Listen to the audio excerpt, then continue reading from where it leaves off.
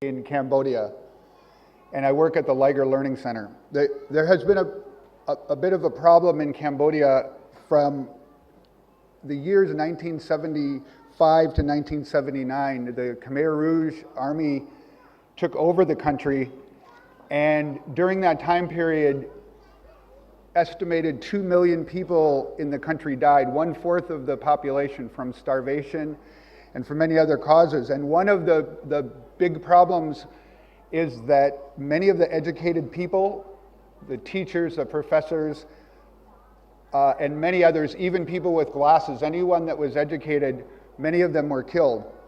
So right now, to become a viable Asian country that Cambodia would like to be, they need to rebuild. Really, they're working on rebuilding their entire educational system, their schools, their universities, and all of the people who are educated, they're rebuilding the whole system. One additional problem is that it's a very poor nation, and the schools, as you can see, have very, very few resources, and they're overcrowded, and they're ineffective. So our solution to at least try to help the situation is that we created the Liger Learning Center.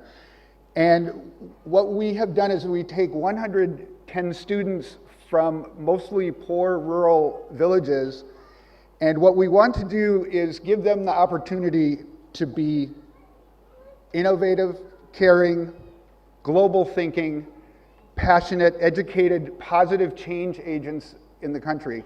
So our goal is to literally create change in the country by changing the whole country, and these students can do it. We want them to stay in Cambodia. We also want them to be university ready. So we have students from age 11 years old that we take from the provinces. And so we have 6 short years to try to do this pretty difficult agenda of making change makers in the country. So one of the things we think a lot about are these things. These are a big part of our goals. We think about math and we think about science and we do a lot of other things, but we really, to be a change agent, we believe that our kids need to have these attributes. So we cannot achieve our goal in 6 years if we did things in the normal way, the way the schools work in Cambodia, the way many schools work. So to become a change agent, we have to do things very differently. And so we also do things like project-based learning. But basically, to be a change agent in your country, you have to know your country, you have to love your country, you have to be passionate about your country, and you have to experience your country. So one of the things that we do is that we have our kids immersed in their own society. We have them traveling around the country. We have them understanding all of the opportunities and the challenges that their country has. And since we want all of our students to be in Cambodia and to be Cambodian people, our language is very important. So our local language is a big concern of ours. So many of the projects and things we do involve their local language. So we do this by a variety of projects, and what I'd like to do is just give you 3 quick examples. So our students, for example, about a year ago, they decided that energy is one of the big challenges in Cambodia. 1/4 of the people in Cambodia are on the electric grid. So our students decided to work on a biogas project, and this group of people raised the money. They were 12 years old. They raised the money to put 2 biodigesters to provide all the natural gas for cooking for an orphanage and a large school. So that's pretty amazing. And not only that, but these kids who are 12 years old went into that village and talked to the village elders and the commune chief, and about 60 people gathered to have our students talk to them about renewable energy and about biogas and how you can use cow manure to cook on from now on. So they're 12 and they're already making a big difference. By the way, this group calls themselves the poo group because they mostly collect cow manure to run all the biodigesters. The other thing that happened along the way is that these kids also had a chance to meet with local government officials, and this program was giving rebates for biogas, but they wouldn't give the rebates to an orphanage. And so our kids met with them and discussed with these officials, and they literally changed the whole policy so that these orphanages could get a little bit of the money back for some of the construction. Another quick project that our kids have been working on this year is Hidden Voices. So one of the things we want to do is really have our students, again, we're learning content through all these. They're writing and they're interviewing and they're using math and they're using science skills and technology skills. But we wanted to preserve the heritage of the songs and the music that is in Cambodia that may not be there in 10 or 20 years, and talk to the elders and interview them and preserve the stories. So our kids are immersed in their culture, making a change at their age. So they went and interviewed and did recordings of people all over the country. And so now they've created podcasts.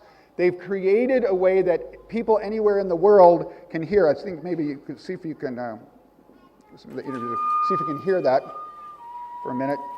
There's an example of one of their podcasts, but these podcasts now of these people who have never been recorded in their lives and never had anybody listen to their stories now have the world can hear it, and our kids are part of that, learning about what they need to learn about, and also working to preserve part of their own culture. Lastly, my last example is we just finished writing. Our students also wrote a book. They've been working on several things, but our students this past 6 months have been working on a book about the economy of Cambodia. So our students don't have an economics class, but their class was, they were reading a book. We were talking about economics and the economy of Cambodia, and the kids said, we don't understand that book. It's a university level book. What about the fact that we write a book about the economy of Cambodia that other kids could understand?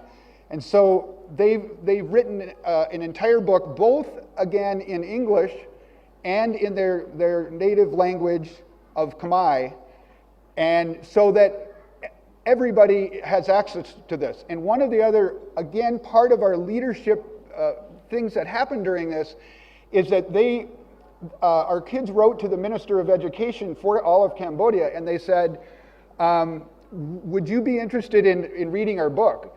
And so the minister not only read the book, but he decided the draft of the book, but he wrote the introduction to the book, and he said to our students, it's very important that we put this book in every single school in the country. And so this coming week, our students raised all the money to print 2,000 books and they are going to go to all of the schools in the country. One of the interesting things about this project, again, is that they went around to make the book interesting and talk to people from all the sectors of the economy, from fishermen, crab fisher women, to rice farmers, to everyone. And it ended up being something very different, and that is changing sort of a national thing about many people being able to read this book. Think about the idea that you are doing a school assignment, and in the next month, possibly 1 million people will read your homework, your book. That's sort of profound, and it has a big, profound impact on the kids. So when our students graduate from Liger, they will be university ready, and they also will be carrying change agents for their country because they already are. Thank you.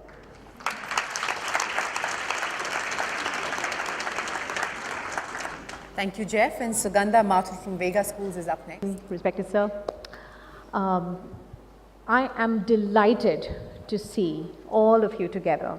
Educators, parents, members from the industry, the employers, the employees who drive the economy. I am so delighted to see you here investing your time, your valuable evening in understanding how we can transform the world. Not me, not you, and not you, all of us together. And we can do it if we work together. That's a given. We've seen some fantastic stories from Cambodia, from the United States of America, from New Zealand, of transformation of children, making them ready not just tomorrow, but today for today. And I don't think I have anything more to say in terms of the efficacy of doing real-life learning. What I would talk about is my present project, in which each one of you is participating. The project of creating this movement about education, about transformation of every human being that touches our lives, to discover the star within.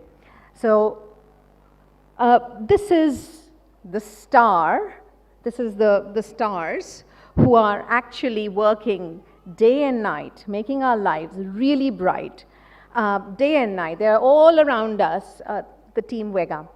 So may I just put my hands together and for the entire Vega team.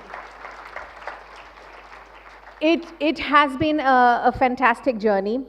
Vega is a dream. It is becoming a reality. And what we do here is difficult work. Nothing that we do is easy. We look at people, we have long conversations with them to understand, do they believe in transformation? Do they believe in transformationability rather than deterministic view of ability? That is what we look at, everyone who is part of Vega. So together, this team has been doing fantastic work. Just this morning, we were all at the Vega site, the office. The team is becoming bigger because the GSA heads were here. We had some fantastic collaboration. And so the project Vega is now taking shape with a lot of guidance, with a lot of nurturing. It's still in the womb, but it's got all the nurture that it wants and it needs. And this is how it's going to look. So this is I'm going from the nucleus of Vega, which is the people who are driving it, to the building where we're going to house it, and finally plotting it in the world along with all the GSA schools. So finally, Vega is is, taking its shape, being a part, having a sense of belonging with the GSA. And we are feeling extremely privileged to collaborate with the GSA schools, understanding challenges and strengths in each context of society. So Vega is driven by a couple of very deeply instilled values and principles. And for us, learning has to be with a want. So you can have an excellent curriculum, you can have an excellent faculty, and you can have the most well-selected bunch of children who pay a very good fee. But there's something that is missing in our classrooms, and that glues everything together. My friends, that is engagement. And that engagement, children being interested in learning, is what we need. And it has to be real life, because children are real people. It needs to be personalized, because the National Curriculum Framework 2005, a robust research by the NCERD tells us that every child is unique. Technology is a tool, not an end, but a means. Using it for everyone, not only the child, but for the teachers, but for the administration, collaboration, communication. And that is really, really important for us. And that learning can only be deep enough and go in the psyche, so it sticks. So that sticks in your head, if it is personal. So making learning really personal. We've had a very personal relationship with most of the parents at Vega. Vibes has been, Vega Interactive Breakfast Engagement was our initiative to get parents together, to answer their questions, to actually find time to nurture children at home. Because we can't do it alone, like I said. You got to do it with us. And understanding the moral purpose behind learning, going beyond comfort. So I'm thinking Carol Dweck and not thinking about a fixed mindset that, oh, you're so clever. Oh, you are so smart and fast. Going away from that and going with a specific way to praising the effort, understanding that. And decision-making and responsibility, which comes through real-life problems and solving them. Finally, it has to impact, because unless it impacts something, it's not done. So coming the full circle, the impact, the global citizenship, understanding my place, and like Pavanji said, not only understanding my place in the bigger ecology, but within yourself. Understanding where I come from, understanding my locality to become the global citizen in the years to come. And empathy, teamwork, these are really, really core values for us. And we don't leave this to the child. We don't leave this only that it should be with the children. We are working really hard on recruiting the kind of people who will bring that organizational change. At Vega, the corporate structure doesn't exist.